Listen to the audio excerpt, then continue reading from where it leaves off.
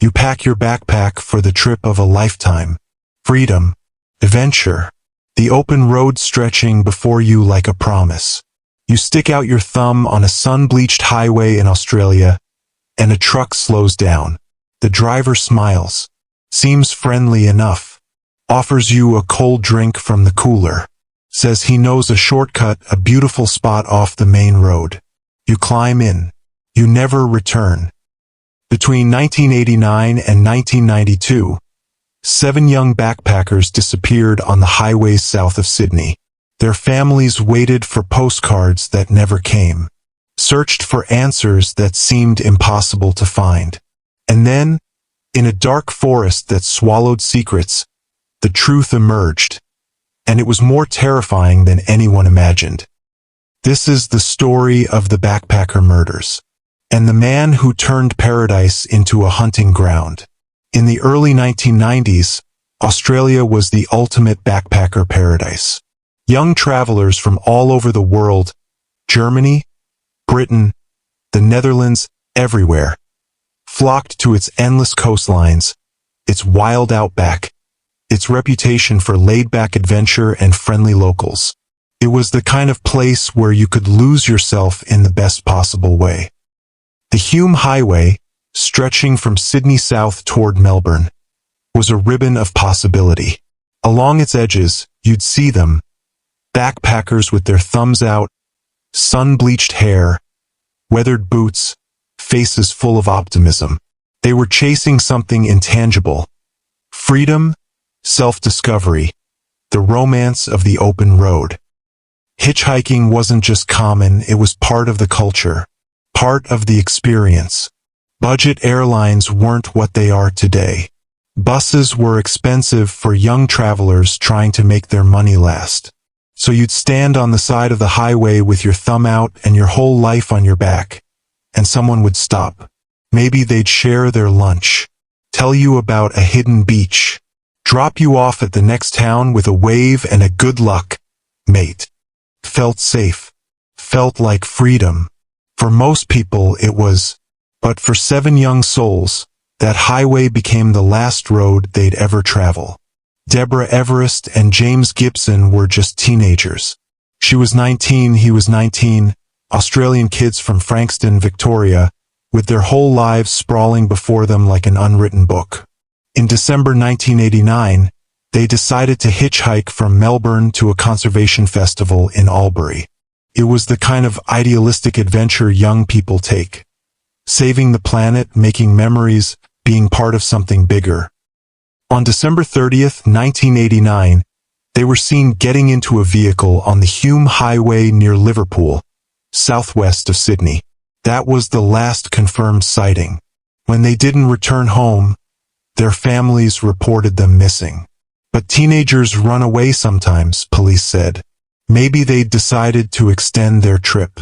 Maybe they'd fallen in love with some coastal town and forgot to call. Australia is vast. People disappear into it all the time, only to resurface months later with stories and suntans. But Deborah and James didn't resurface. Fast forward to January 1991. Simone Schmidl, a 21-year-old German woman, arrived in Australia with a backpack and a dream. She was brave, traveling alone, determined to see everything this massive country had to offer. Independent, adventurous, the kind of person who made her family both proud and worried. On January 20th, 1991, Simone was hitchhiking from Sydney toward Melbourne. She'd told friends she planned to visit the southern coast, maybe find work at a beach town, live the backpacker dream. She vanished. Her mother in Germany waited for letters, checked the mail every day, called the hostel where Simone had been staying. Nothing. The silence stretched from days into weeks into months. The not knowing was torture, worse in some ways than any definitive answer. December 1991. Gabor Neugebauer and Anja Habschied, a young German couple, 21 and 20 years old, deeply in love. They'd saved up for this trip together, planned every stop, dreamed about the adventures they'd have. In photos, they're radiant, arms around each other, laughing, the way young couples in love look when the future feels infinite. On December 26, 1991, Boxing Day, they were seen hitchhiking near Liverpool, just outside Sydney. They planned to head to Darwin all the way up north, a massive journey across the continent. They never made it past Sydney's outskirts. When they didn't check in with family in Germany, when their bank accounts went untouched, when weeks of silence turned into months, panic set in. Their families contacted the Australian embassy, filed missing persons reports, begged for answers. But in a country as vast as Australia, two backpackers could disappear into the landscape and leave barely a ripple. April 1992. Joan Walters and Caroline Clark, two British friends, 22 and 21, who'd met while backpacking and became inseparable. They were the kind of travelers you'd see in any hostel. Bright-eyed, full of stories, planning their next adventure over cheap beer and hostel dinners. They had that particular kind of confidence that comes from successfully navigating foreign countries, from learning you're braver than you thought. On April 18, 1992, they were last seen at a King's Cross hostel in Sydney. They told other travelers they were heading south, maybe to Melbourne, maybe to the coast. The usual backpacker vagueness.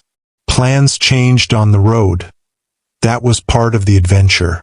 They walked out of that hostel with their backpacks, and they were never seen alive again. By late 1992, families across the world were living in a particular kind of hell, the hell of uncertainty. Mothers in Germany checking the mail obsessively. Fathers in Britain calling the Australian police every week. They clung to hope because hope was all they had. Maybe their children were alive somewhere, hurt but surviving. Maybe they'd lost their memory. Maybe they joined a commune and lost track of time. The human mind will create any story, no matter how unlikely, to avoid confronting the worst possibility. And then the forest gave up its secrets. September 19, 1992. A Saturday morning. Two runners, Ken Saley and Keith Caldwell, were jogging through Belanglo State Forest, a sprawling wilderness of towering eucalyptus and dense undergrowth about 90 minutes southwest of Sydney.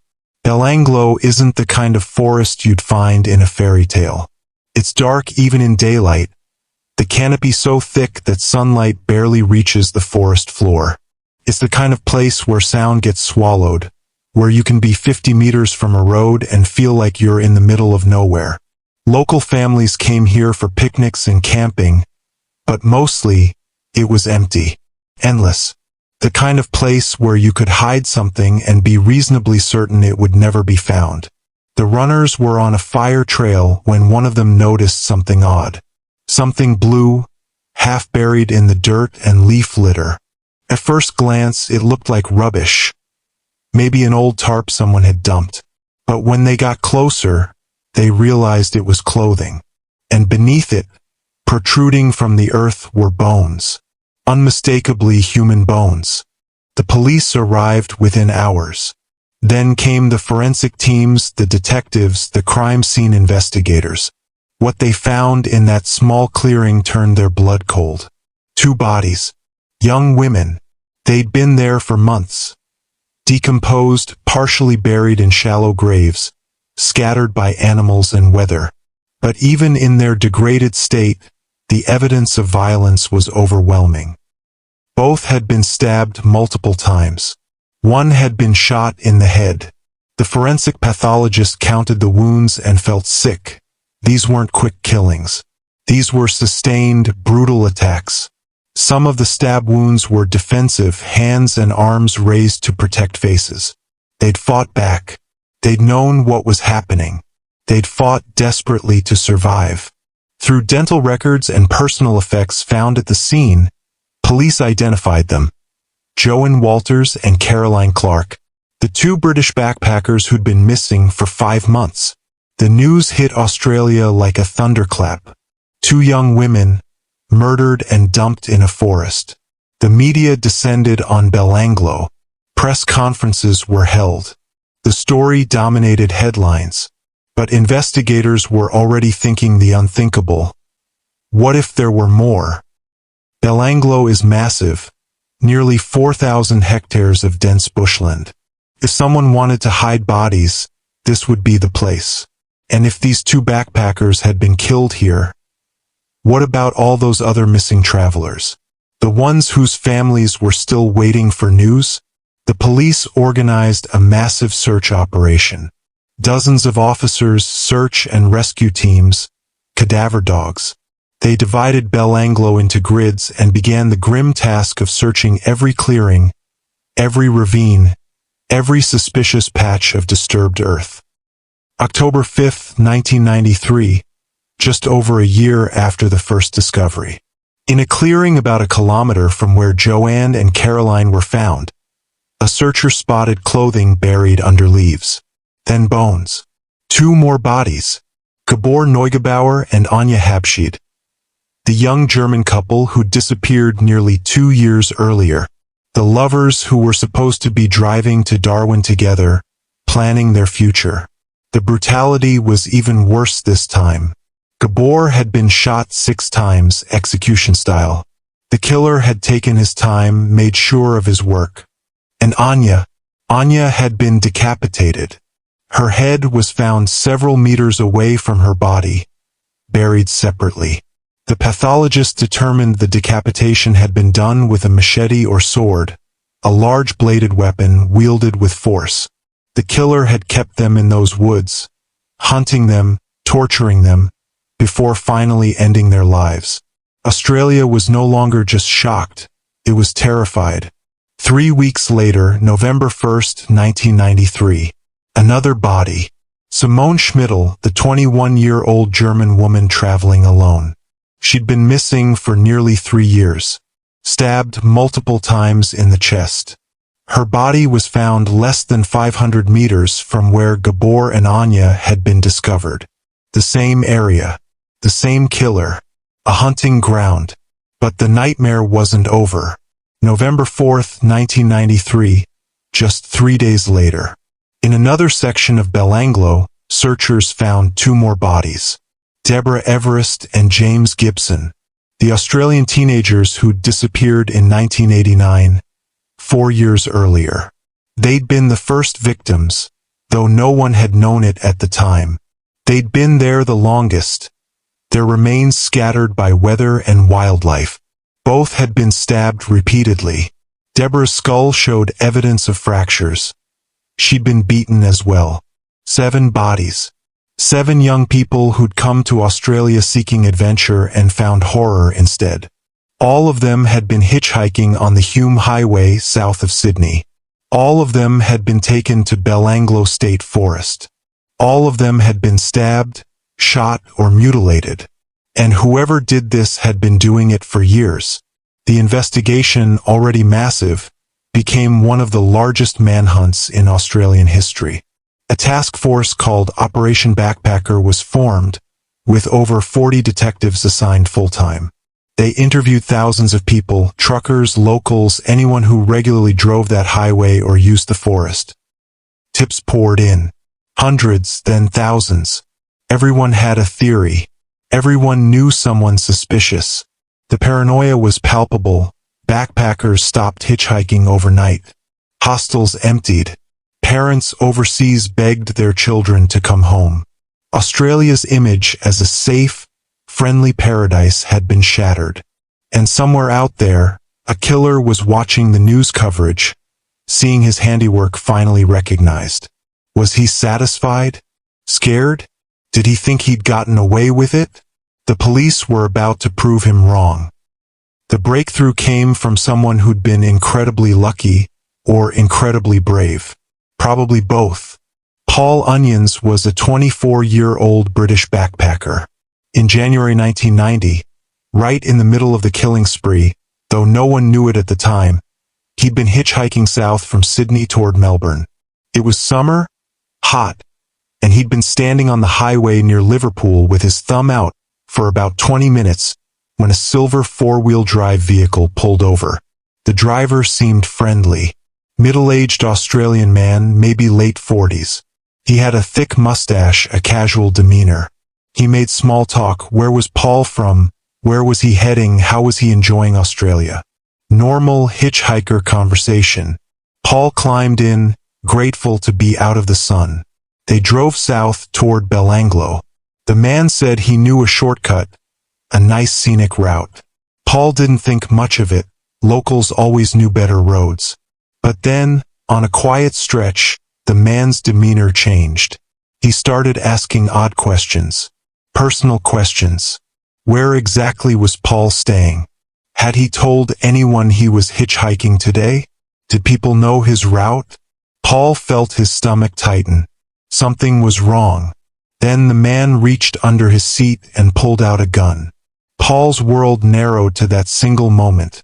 The glint of metal, the cold realization that he was about to die. The man was fumbling for something else. Rope, Paul realized. He was pulling out rope. And in that instant, Paul understood with absolute clarity. If he stayed in that vehicle, he would end up in Belanglo Forest. He would end up like all those others, buried in shallow graves. So he did the only thing he could. He threw himself at the door handle and hurled himself out of the moving vehicle. He hit the pavement hard, rolled, scrambled to his feet. His backpack was still in the car. Everything he owned. But he ran, sprinted into the middle of the highway, waving his arms frantically at oncoming traffic. A van stopped. Paul threw himself inside, screaming at the driver to go, to get away. The silver four-wheel drive was still there, idling on the side of the road. Paul watched through the rear window as the man stared at him. And then, calmly, the man drove away, disappeared back into the landscape like he'd never existed. Paul reported it to police that same day. He gave a statement, described the vehicle, described the man. But it was 1990. No bodies had been found yet. There was no context for what had almost happened. The police took his statement and filed it away. Paul went home to England, probably thinking about how lucky he'd been, how close he'd come. He had no idea how close. When the bodies started turning up in Belanglo in 1992 and 1993, Paul was back in England, reading about it in the newspapers.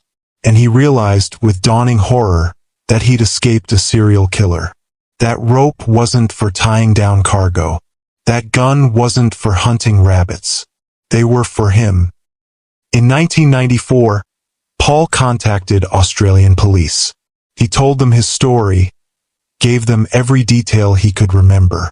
The detectives listened with growing excitement. This was the first living witness. The first person who could describe the killer. Working with Paul, a police artist created a sketch. A middle-aged man, thick mustache, stocky build. They put out calls for information about anyone matching the description who owned a silver four-wheel drive and had access to Belanglo. The net was tightening. And then came the phone call that would crack the case wide open. Ivan Milat was a man wrestling with his conscience. For months, he'd been seeing the news coverage, watching the press conferences, looking at the sketch circulating on television. And a terrible suspicion had been growing in his mind, a suspicion about his older brother. Ivan Milat was a road worker, grew up in the area, knew those highways and back roads better than anyone.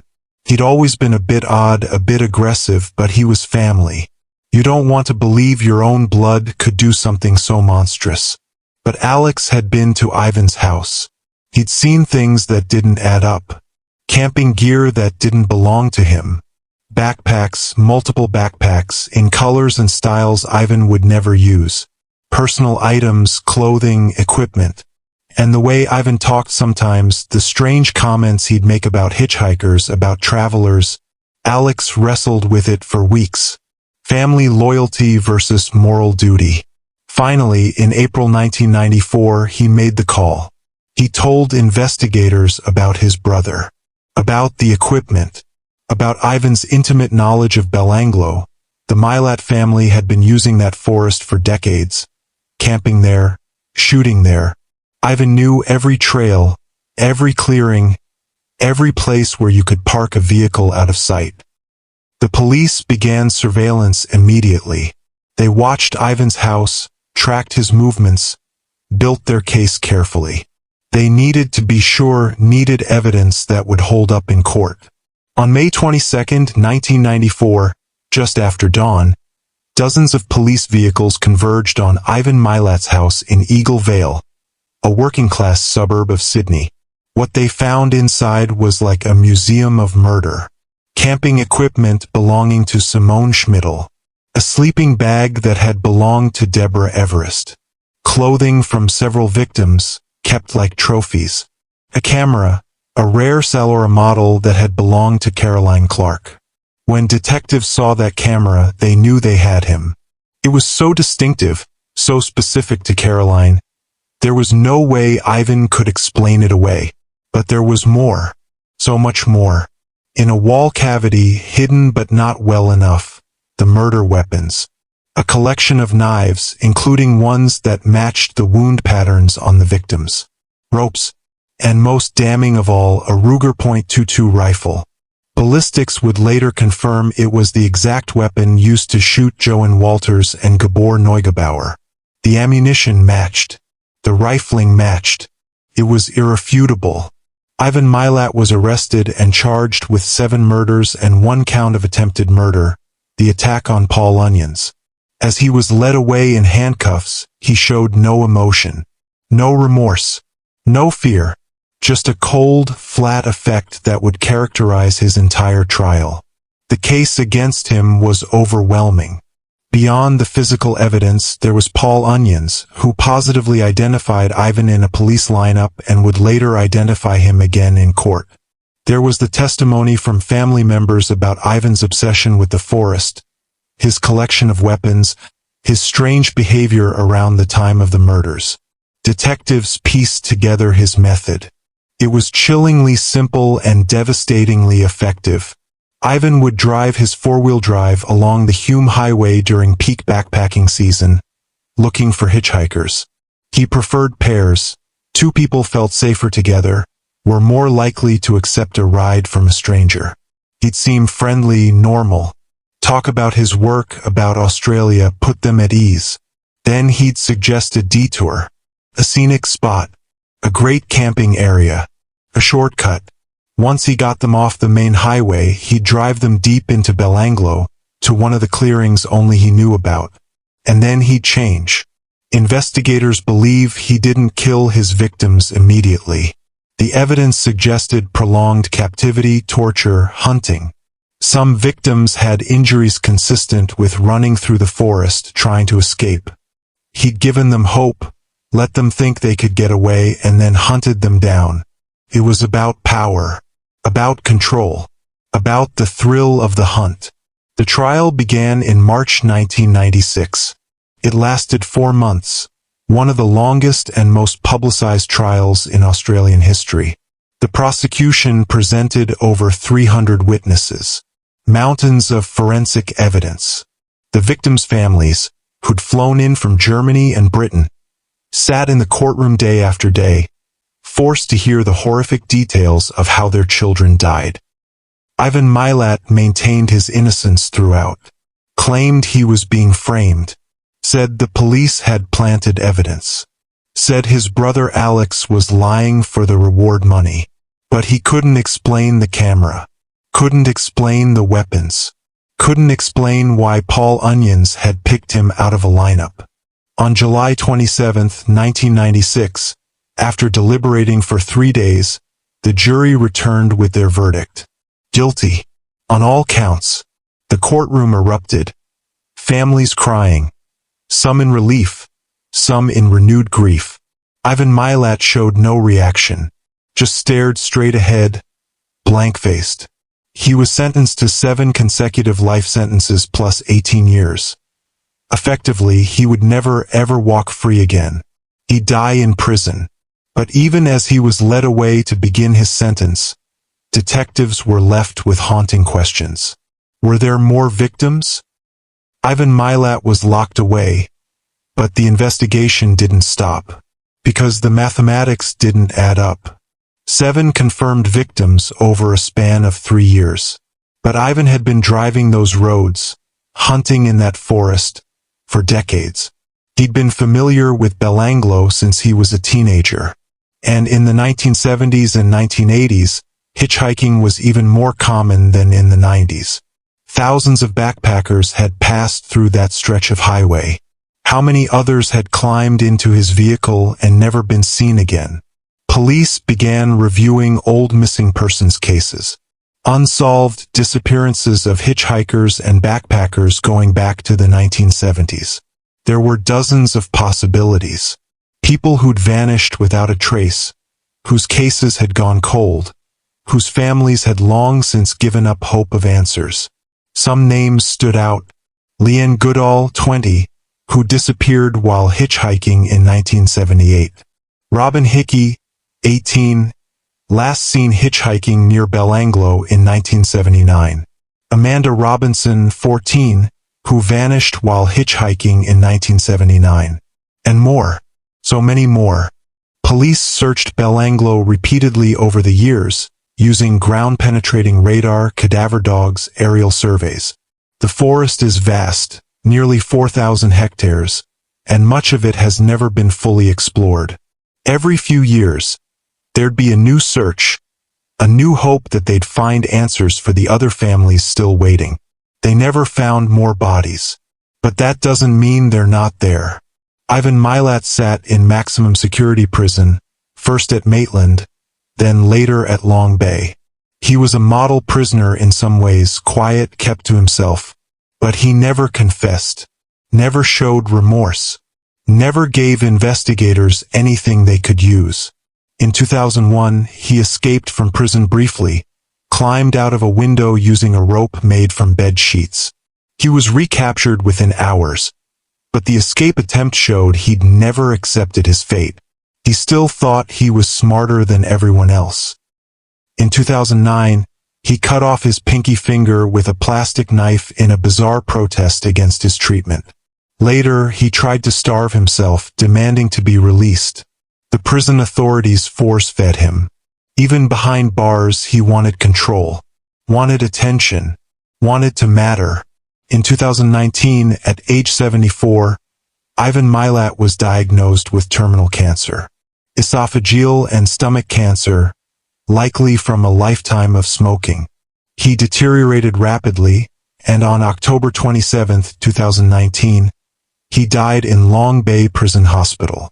He never confessed, never apologized, never gave the families the closure they desperately wanted. When asked if there were other victims, he'd smile, that same cold, flat smile, and say nothing.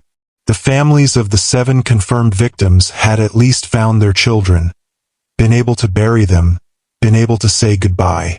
But what about the others? The families still waiting, still wondering if their loved one might be out there somewhere in that dark forest? Ivan Milat took those answers to his grave. Belanglo State Forest is still there, of course. The trails still wind through the trees. Families still come for picnics on sunny weekends. The forest itself isn't evil. It's just trees and earth and sky. But there's a heaviness to it now. A reputation. People avoid certain areas, certain clearings. And sometimes, when the wind moves through the eucalyptus, it sounds almost like whispers. 7 names carved into memorial stones. 7 young people who were just trying to live. Deborah Everest, 19. James Gibson, 19. Simone Schmidl, 21. Gabor Neugebauer, 21. Anya Hapschied, 20. Caroline Clark, 21. Joan Walters, 22. They weren't statistics. They were daughters, sons, friends, lovers. They had dreams and plans and whole futures that should have unfolded. Deborah wanted to work in conservation. James loved music. Simone was studying to be a teacher. Gabor and Anya talked about getting married someday. Caroline and Joanne were best friends planning their next adventure. All of that, everything they were and everything they could have been, was stolen by a man who saw them as prey. The backpacker culture of the 90s is mostly gone now. Hitchhiking, once a rite of passage, has become rare. Too risky. Too many stories like this one. Budget airlines and better transportation options have made it less necessary. But young people still travel, still seek adventure, still want to see the world and test their independence. And that's good, that's beautiful. We shouldn't let fear keep us locked away. But the backpacker murders taught us something important about the darkness that can hide behind a friendly face. Ivan Milat seemed ordinary, helpful even, a local offering a ride to young travelers on a hot day. He looked like someone's uncle, someone's neighbor. That was his camouflage, his normalcy. Evil doesn't always announce itself with fangs and shadows. Sometimes it wears a smile and offers you a cold drink from a cooler. So when you travel, when you're far from home and everything feels like an adventure, trust your instincts. That uncomfortable feeling in your gut when someone offers help, that sense that something isn't quite right, listen to it. Your intuition is millions of years of evolution telling you, danger. Paul Onions listened to his instincts. He saw the gun, and instead of freezing, he acted. He saved his own life by trusting that primal voice screaming at him to run. 7 others didn't get that chance. Or maybe they did get it, but they were too far from help, too deep in the forest, too late to escape. We'll never know. What we do know is this. The biggest danger isn't always the mountain you're climbing, the ocean you're swimming in, or the animal you might encounter in the wild. Sometimes it's the person behind the wheel, the one offering to help, the one who seems so normal, so friendly, so safe. Stay curious, stay adventurous, but stay alert.